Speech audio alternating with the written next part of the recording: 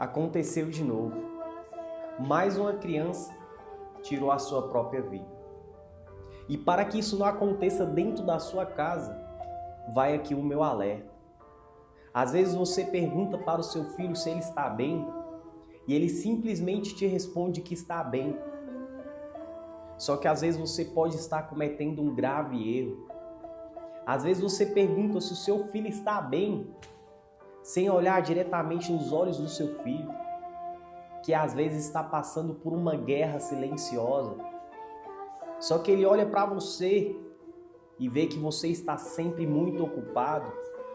Então ele não quer trazer mais uma preocupação para você.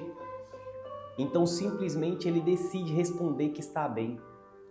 E vai aqui o meu alerta: cuide de quem você ama, antes que seja tarde demais.